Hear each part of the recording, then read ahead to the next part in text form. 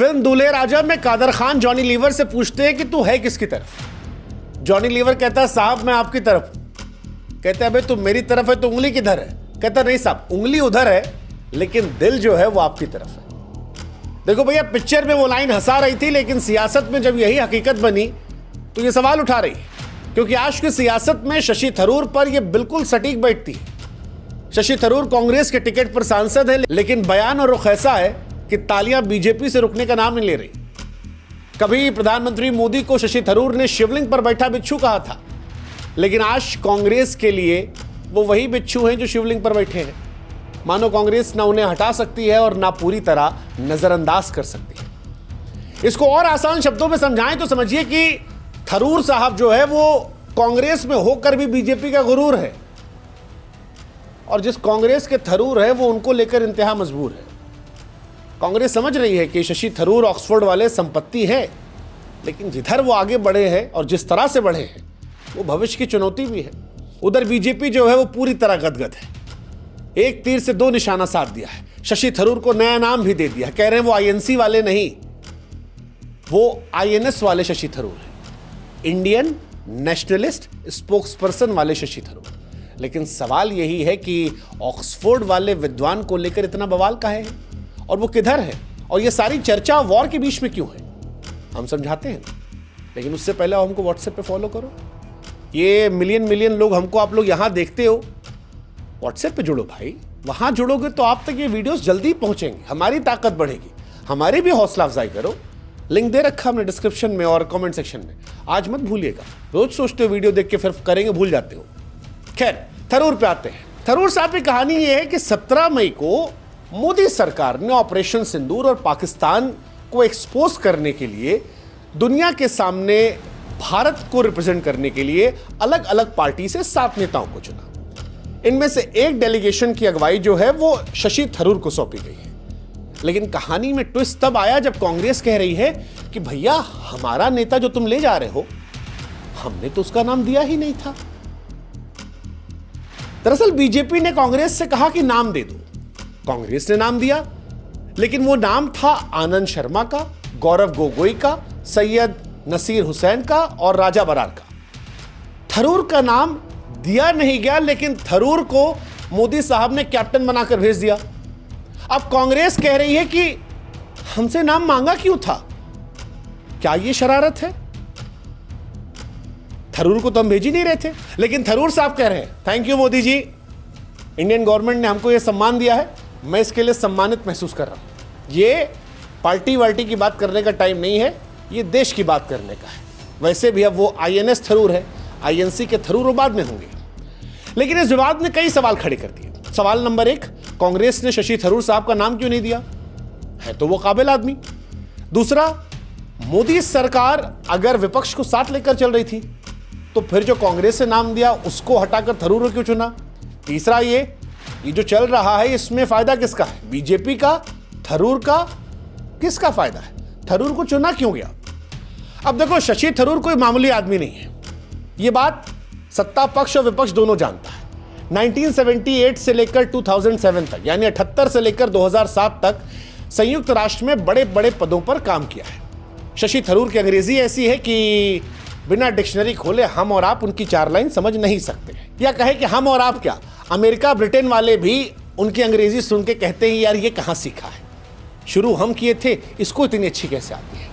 इसके अलावा शशि थरूर कूटनीति माहिर है, बात बड़ी अच्छी तरीके रखते हैं और प्रेजेंस ऑफ माइंड गजब का है, तंज अच्छा मार लेते हैं। कुल मिलाकर एक काबिल आदमी है जो अगर इंडिया को रिप्रेजेंट करेंगे तो फिर इंडिया की इज्जत सुरक्षित हाथों में।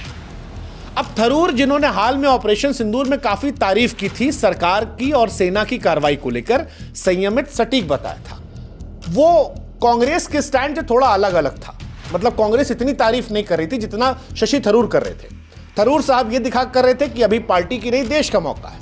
मोदी साहब को भी यही बात अच्छी लग रही थी। इसीलिए जब कांग्रेस ने नाम भेजा तो नामों के इतर थरूर का नाम चला गया। अब बीजेपी को कांग्रेस के नामों से डर यह था कि जो कांग्रेस ने नाम भेजे ये वो नाम है जो कई बार मोदी सरकार के खिलाफ बोल देते हैं। पता लगे मोदी जी इन 4 को भेजे कि जाओ हमको और इंडिया को मजबूत करके आओ, और ये 4 लोग गए और इनमें से धीरे से कोई ऐसा बोल दिया जो भाजपा के लिए तकलीफदेह हो गया। ये वाला कॉन्फिडेंस जो है ये थरूर साहब को लेके बीजेपी को है, क्योंकि थरूर साहब जो कुछ बोल रहे हैं ऐसा लग रहा है कि वो बीजेपी वाला बोल रहा है, और यहीं से सारा विवाद शुरू होता है। सियासत के जानकार समझते हैं कि बीजेपी ने थरूर को चुनकर एक तीर से दो निशाना साध दिया। एक, शशि थरूर की ग्लोबल इमेज है, उसका फायदा ले लिया। दूसरा, कांग्रेस के अंदर भी थरूर को लेकर बेचैनी बढ़ गई। मतलब कहने को भी हो गया कि भैया कांग्रेस का नेता ले लिया, और कांग्रेस को भी कह दिया कि इन पे मान जाओ, नहीं तो इनको वापस हम ले लेंगे। ये प्रॉब्लम आ गई। कांग्रेस क्यों मजबूर है? कांग्रेस मजबूर इसलिए कि एक, उसने शशि थरूर का नाम नहीं दिया। अब इस पे भी सवाल शुरू हुआ कि भाई क्यों नाम नहीं दिया? थरूर साहब कद्दावर नेता है, अच्छी अंग्रेजी बोलते हैं, अंतर्राष्ट्रीय मंचों पर उनकी साख है, दुनिया उनको जानती है, प्रेजेंस ऑफ माइंड बढ़िया है। सब होने के बाद भी कांग्रेस का उनको ना भेजना क्या एक भूल थी? लेकिन प्रॉब्लम यह है कि कांग्रेस की ये भूल नहीं है। बीते कुछ समय से कांग्रेस और शशि थरूर का रिश्ता जो है वो पल्स टॉफी की तरह है, कुछ खट्टा है कुछ मीठा है। कहां खट्टा है कहां मीठा है वो भी हम आपको समझा देते हैं। 2022 में कांग्रेस के अध्यक्ष पद का चुनाव हो रहा था। मल्लिकार्जुन खड़गे चुनाव लड़ते हैं, शशि थरूर भी आते हैं, लेकिन गांधी परिवार जो है वो मल्लिकार्जुन खड़गे की तरफ जाता है, और वहीं से शशि थरूर को थोड़ा साइडलाइन कर दिया गया। अब थरूर साहब के शायद ये बात दिल पे लग गई, और तब से उनके तेवर बदले बदले से हैं।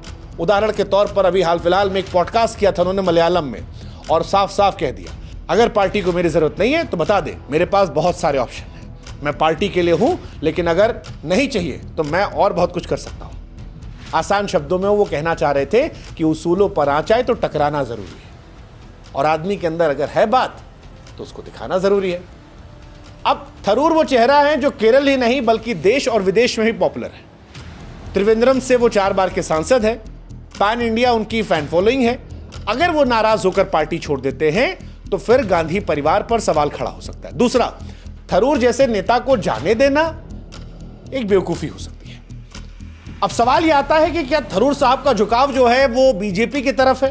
वेल, अगर पिछले कुछ समय से उनके बयान आप सुनोगे तो ये जो आईएनएस थरूर हम कह रहे हैं, इसके पीछे ऐसा लगता है कि थरूर साहब ने भी बीजेपी को सहूलियत दी है।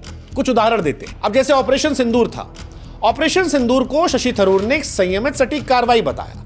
यह तब था जब कांग्रेस की तरफ से इसको सवाल उठाया गया, खासतौर पर सीज फायर के बाद जब मोदी सरकार पर बड़े सवाल उठ रहे थे। उस टाइम शशि थरूर ने जो कुछ कहा वो मोदी सरकार के लिए मरहम लगाने जैसा था। इसमें उनका साथ ओवैसी ने भी दिया, उमर अब्दुल्ला ने भी दिया, कई और नेताओं ने भी दिया, लेकिन थरूर की हम स्पेशली आज बात कर रहे हैं। दूसरा, मोदी साहब जब फरवरी 2025 में अमेरिका गए थे, ट्रंप से मुलाकात की थी, तब उसकी तारीफ भी की थी। F-35 डील को लेकर भी सरकार को कांग्रेस घेर रही थी, लेकिन थरूर का स्टैंड अलग था।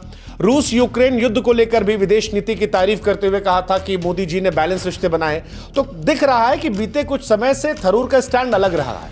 जैसे बीजेपी अपने आप को राष्ट्रवादी, भारत का गौरव बताती है और उस तरह की बातें होती है, थरूर साहब के भी जो शब्द निकल रहे हैं वो बीजेपी की टोन से मिलते जुलते हैं, और इसीलिए बीजेपी वाले जो है आजकल ये हो रहा है, ये कहानी चल रही है। लेकिन सवाल ये है कि शशि थरूर साहब का जो ये झुकाव है ये बीजेपी की तरफ है या कुछ और है? अब पॉलिटिक्स के जानकार लोग ये कहते हैं कि थरूर साहब का जो बयान है वो पूरी तरह बीजेपी के लिए नहीं है। एक, अभी मामला देश का चल रहा है, तो शशि थरूर, ओवैसी, उमर अब्दुल्ला जैसे नेता जो हैं वो पार्टी पॉलिटिक्स से आगे बढ़ रहे हैं, वैसे ही जैसे एक जमाने में अटल बिहारी वाजपेयी साहब ने किया था, चाहे वो नरसिम्हा राव की सरकार के दौरान हो या उससे पहले की सरकारों में भी, जब सत्ता और पक्ष विपक्ष से आगे बढ़कर देश हित की बात होती थी। तो थरूर साहब जो है एक पार्टी लाइन से आगे देश की बात सोचे। जैसे ओवैसी ने कहा कि मैं AIMIM को रिप्रेजेंट नहीं कर रहा हूं, मैं इंडिया को रिप्रेजेंट कर रहा हूं। AIMIM को रिप्रेजेंट करने में भाषा अलग होगी, इंडिया में भाषा अलग होगी। वही शशि थरूर भी कर रहे हैं। तो एक कहानी तो ये हो गई, इसलिए वो बार बार जो बातें कह रहे हैं वो कहते हैं कि भारत की नीतियों के लिए है। तो ये बीजेपी की तारीफ नहीं है, ये भारत की तारीफ है। लेकिन हाँ, ये सच जरूर है कि जब वो ये बातें कहते हैं तो अपनी पार्टी को वो असहज करते हैं। क्या ये बीजेपी की तरफ झुकाव है? इसे आप नहीं कह सकते। ये एक मायनों में ये भी हो सकता है कांग्रेस मेरी रिस्पेक्ट करे। अब कई सारे लोग कह रहे होंगे नहीं सर आप गलत कह रहे हैं, शशि थरूर जो है वो बीजेपी की तरफ जाना चाहते हैं।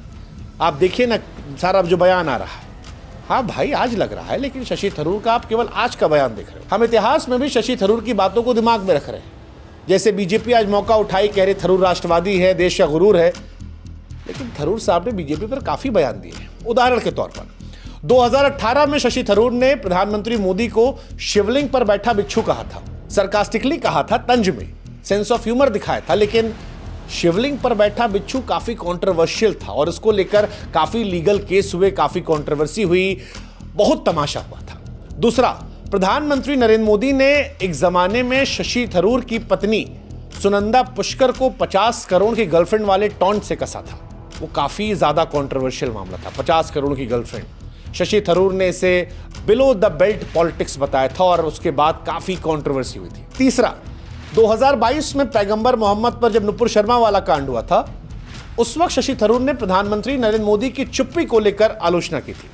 कहा कि ऐसे समय पीएम का खामोश होना ये सही नहीं है, इससे हमारे खाड़ी देशों में जो मुल्क है उनसे रिश्ते खराब हो सकते हैं। इनफैक्ट 2024 में जब रिजल्ट आया था, तब भी थरूर ने कहा था कि मतदाताओं ने मोदी के नफरत भरे बयानों को खारिज कर दिया और खासतौर पर बांसवाड़ा में मुसलमानों पर जो टिप्पणी थी उसको लेकर कहा था कि देखिए वहां बीजेपी हार गई। तो काफी चीजें बैगेज में हैं शशि थरूर की। ऐसा नहीं कि शशि थरूर ने सब अच्छा ही कहा है। आज जो वो कह रहे हैं उसके पीछे इतिहास भी याद रखना पड़ेगा। अभी वॉर है तो अभी ओवैसी जो कह रहे हैं, उमर अब्दुल्ला जो कह रहे हैं, शशि थरूर जो कह रहे हैं, वो एक अलग विषय है। लेकिन सवाल जो बड़ा है वो ये है कि क्या थरूर बीजेपी की तरफ झुक रहे हैं? फिर मैं कह रहा हूं, जितने भी पॉलिटिकल एक्सपर्ट्स से हमने बात की वो कहते हैं कि थरूर की तारीफें बीजेपी के लिए नहीं, भारत की नीतियों के लिए है। लेकिन अगर इसको पॉलिटिकल एंगल से आप देखेंगे तो वो बीजेपी में जाने से ज्यादा कांग्रेस को परेशान करने के लिए है। इसलिए अगर आपके मन में सवाल है कि क्या थरूर बीजेपी में जाएंगे, क्या यह संभव है, क्योंकि काफी चीजें इशारा कर रही हैं, तो कई सारे एक्सपर्ट्स मानते हैं जाएंगे, कई सारे कहते हैं नहीं जाएंगे। जो नहीं जाने की बात कर रहे हैं उनका रीजन यही है कि 2022 में खड़गे साहब को प्राथमिकता दी गई थी और वो कड़वाहट पैदा कर दी थी। अब थरूर केरल के अगले मुख्यमंत्री के तौर पर खुद को देखना चाहते हैं। अगर ये कांग्रेस में नहीं हुआ तो नया रास्ता तलाश सकते हैं, लेकिन क्या केरल में बीजेपी से मुख्यमंत्री बन पाएंगे? वो अभी चांसेस कम लगते हैं। बीजेपी केरल में अपने आप को मजबूत करना चाहती है। 2024 में बीजेपी के राजीव चंद्रशेखर ने काफी टक्कर भी दी थी। बीजेपी को फायदा हो सकता है, लेकिन थरूर को फायदा होगा मुश्किल लगता है। दूसरा, थरूर की विचारधारा जो है वो थोड़ी लिबरल, सेकुलर, समावेशी टाइप की है। बीजेपी की जो आइडियोलॉजी है वो हिंदुत्ववादी है और थरूर ने अपनी किताब में भी संघ के हिंदुत्व को असली हिंदू धर्म से अलग बताया। ऐसे में क्या वो बीजेपी में जाएंगे इतने आइडियोलॉजिकल कॉम्प्रोमाइज कर कर?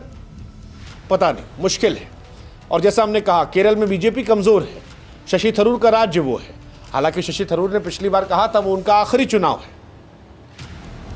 ऐसे में राज्यसभा वाला ऑप्शन हो सकता है, बट अगर केरल से उनको पॉलिटिक्स कंटिन्यू करनी है जैसा उन्होंने जगजाहिर किया है, तो थरूर बीजेपी में जाने की गलती नहीं करेंगे। वो कांग्रेस में रहकर शायद केरल की पॉलिटिक्स में जगह बनाना चाहेंगे। बीजेपी में उनके लिए राहें टफ होगी।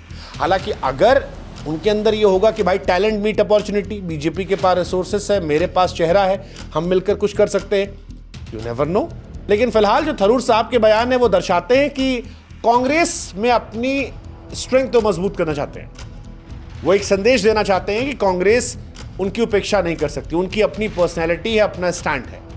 वो अपनी लोकप्रियता, ग्लोबल इमेज का फायदा अपनी फ्यूचर पॉलिटिक्स के लिए जमीन तैयार करके चाहते हैं। इसमें बीजेपी में जाना मुश्किल हो सकता है, कांग्रेस में अपनी कीमत बढ़ाना हो सकता है। ऐसा लगता है कि वो चाहते हैं कांग्रेस उन्हें और ज्यादा गंभीरता से ले, उनको और अपॉर्चुनिटीज दे जो नहीं मिल रही उनको। लेकिन इस सारी चीजों ने इस पॉलिटिक्स को इंटरेस्टिंग बना दिया है। मैंने कहा था ना कि जैसे कोविड ने बहुत सारे सिनेरियो चेंज किए थे, ऐसे ही यहां पर भी बहुत सारे सिनेरियो चेंज हुए। कई सारे नेताओं ने इंडियन पॉलिटिक्स के डायनेमिक्स को चेंज किया, जिसमें उमर अब्दुल्ला साहब है, ओवैसी है। ऐसे ही शशि थरूर भी इस समय इंडियन पॉलिटिक्स के ऐसे मोड़ पर है जहां कांग्रेस के लिए वो सोने का अंडा भी है और सिरदर्द भी। बीजेपी के लिए चमकता सितारा है, लेकिन पुराने बयान जहर की तरह भी है। थरूर का डेलीगेशन में होना और उस पर मचा बवाल भी ये साफ करता है कि वो सिर्फ सांसद नहीं है, सियासी ताकत है। वो कांग्रेस में रहकर अपनी शर्तों पर खेलना चाहते हैं, लेकिन अगर कांग्रेस उनकी उपेक्षा करती है तो उनके पास ऑप्शंस कम नहीं। बीजेपी में जाना शायद उनकी लिस्ट में ना हो, लेकिन केरल की पॉलिटिक्स में कोई बड़ा धमाका जरूर हो सकता है। और फिर वही कहानी जो जॉनी लीवर ने कही थी, उंगली इधर है लेकिन दिल इधर है। थरूर की उंगली शायद कांग्रेस की तरफ होगी, लेकिन दिल आज पॉलिटिक्स में अपनी महत्वाकांक्षाओं की तरफ है। अगला दाव क्या होगा वो थरूर साहब जाने। लेकिन फिलहाल हम थरूर साहब से कहेंगे कि सर, सियासत चलती रहेगी। फिलहाल देश हित में जो आपको जिम्मेदारी सौंपी गई है, उस जिम्मेदारी को जाकर अच्छे से निभाइए और पाकिस्तान का ग्लोबल लेवल पर तक धनाधन करके आइए। All the best.